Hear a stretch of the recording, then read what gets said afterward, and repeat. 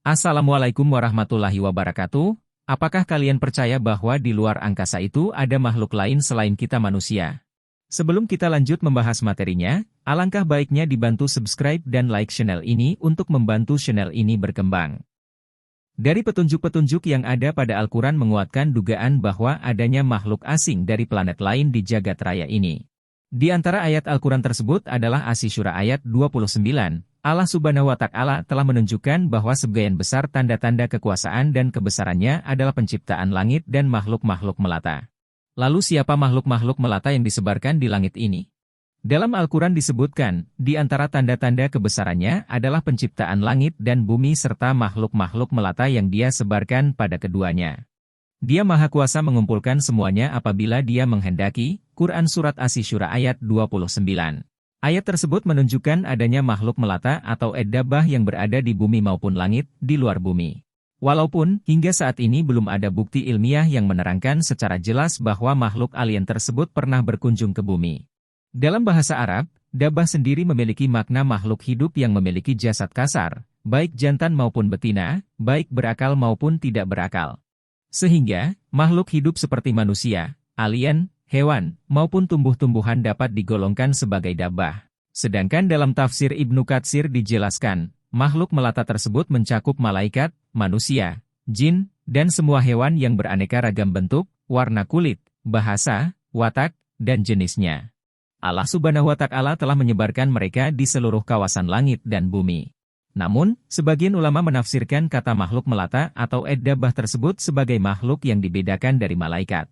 Hal ini sebagaimana difirmankan Allah dalam surat An-Nahl ayat 49 yang artinya, dan kepada Allah sajalah bersujud segala makhluk melata yang berada di langit dan semua makhluk melata di bumi dan, juga, para malaikat, sedang mereka, malaikat, tidak menyombongkan diri. Sementara itu, Ibnu Abbas mengungkapkan bahwa ad-dabbah adalah hewan yang memiliki rambut dan bulu yang memiliki semua warna dan 4 kaki di tubuhnya. Ibnu Abbas juga menerangkan bahwasanya dabbah menyandang semua warna hewan yang ada dan mempunyai karakter semua umat. Dalam ayat lainnya juga disebutkan bahwa Allah menciptakan 7 langit yang disebut samawat. Kata ini berasal dari kata sama yang bisa diartikan sebagai angkasa yang terdiri dari planet-planet yang wujudnya mirip dengan bumi. Allah Subhanahu wa Ta'ala berfirman, yang artinya, Allah yang menciptakan 7 langit dan dari penciptaan bumi juga serupa.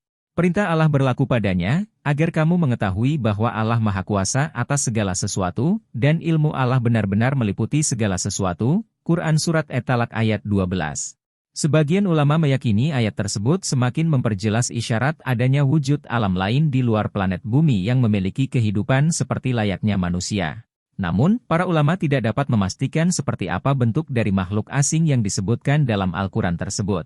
Penulis tafsir Al-Mishbah, Profesor Quraisy Shihab juga mengaku tidak tahu apakah alien tersebut berbentuk seperti manusia atau tidak. Saya tidak tahu, ya saya jujur. Di Al-Quran hanya ada uraian bahwa di langit dan di bumi itu ada makhluk.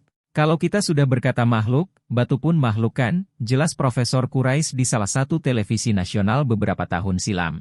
Di ayat yang lain, menurut dia, juga dinyatakan bahwa semua sujud kepada Allah baik yang di langit maupun yang di bumi. Allah Subhanahu wa Ta'ala berfirman, yang artinya, dan kepada Allah sujud siapa yang di langit dan di bumi, Quran Surat Ar-Ra'd ayat 15.